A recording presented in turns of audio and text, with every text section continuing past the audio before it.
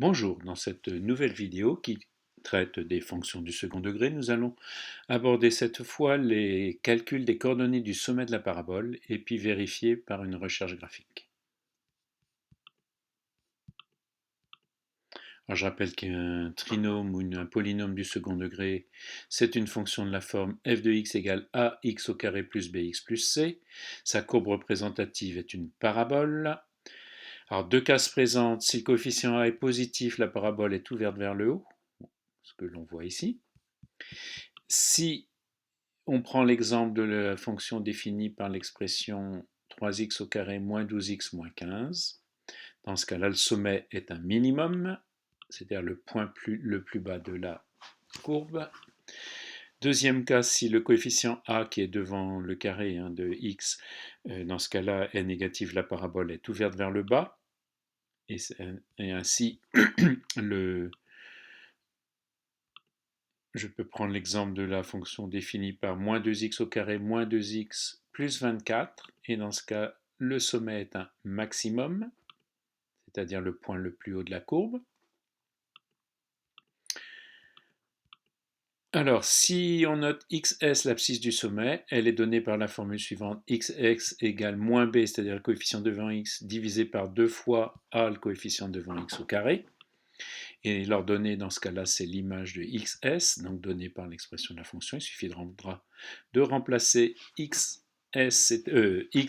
par l'abscisse qu'on vient de calculer du sommet. Premier exemple, la fonction définie par 3x au carré moins 12x moins 15. Dans ce cas-là, xs est égal à donc moins b, c'est-à-dire moins 12, sur 2 fois a, 2 fois 3, ce qui fait 12 sixièmes. Après simplification, ça nous donne 2. Il nous reste à remplacer dans l'expression de la fonction x par la valeur 2 que l'on vient d'obtenir, ce qui fait 3 fois 2 au carré, moins 12 fois 2, moins 15, ce qui fait donc 4 fois 3, 12, moins 12 fois 2, moins 24, moins 15, tout calcul fait, ce qui nous donne moins 27.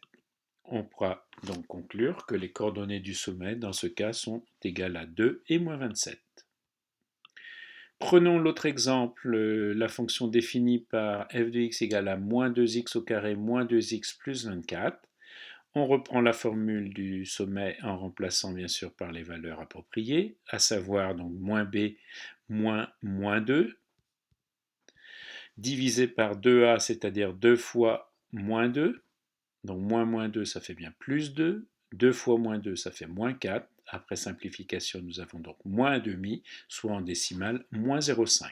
Je remplace maintenant dans l'expression de la fonction x par la valeur de l'abscisse du sommet, à savoir moins 0,5. Donc moins 2 fois moins 0,5 au carré, moins 2 fois moins 0,5 plus 24. Pour le premier terme, nous obtenons donc moins 0,5. Plus le second terme, moins 2 fois moins 0,5 plus 1, plus 24, tout calcul fait, on obtient 24,5. Les coordonnées donc du sommet de cette seconde parabole sont moins 0,5 et 24,5. Nous allons donc maintenant vérifier graphiquement grâce à la calculatrice ces résultats. Sur la première fonction donc définie, on accède ici bien sûr à cet écran en appuyant sur la touche f de x. J'ai déjà saisi les fonctions, je vous renvoie à d'autres vidéos précédentes pour le détail. La fenêtre au passage pour l'intervalle, donc x minimum moins 8, x maximum 8 et une graduation par exemple de 2. Une recherche ou bien un zoom automatique nous indique qu'on peut prendre pour les extrémités pour minimum de y moins 50, y maximum 50. J'affiche le graphique. Je vais donc rechercher ici un minimum. Donc j'accède aux outils de calcul graphique, à savoir seconde trace. On choisit donc 3 minimums. On va encadrer le minimum présumé. On pourrait prendre la borne de gauche égale à 0. Je valide par entrée. Je vais prendre maintenant la borne de droite égale à 4 par exemple. Voilà. Je reprends la valeur initiale 0 et j'obtiens donc, si x égale 2, là c'est un problème de mémoire informatique hein, qui nous donne x égale 2 et le sommet moins 27. C'était bien les résultats que nous avions obtenus par le calcul. Deuxième exemple, je reviens sur l'écran de saisie des fonctions. Je vais désactiver en mettant le curseur sur le égal et en appuyant sur Entrée. Cette fois-ci, la première fonction est désactivée. Et de la même façon, je pose mon curseur sur le signe égal et je le valide sur Entrée. On peut d'ailleurs faire une deuxième fois Entrée, dire déplacer le curseur. Voilà. Et cette fois-ci, j'ai dû, voilà, désactiver. Alors je réactive, voilà. Le signe égal est en surbrillance. J'affiche le graphique. Cette fois-ci, donc, le sommet est un maximum. Pardon. Je vais donc utiliser les outils de calcul graphique, à savoir seconde trace, donc 4 maximum. De la même façon, je vais encadrer mon point recherché, mon point présumé.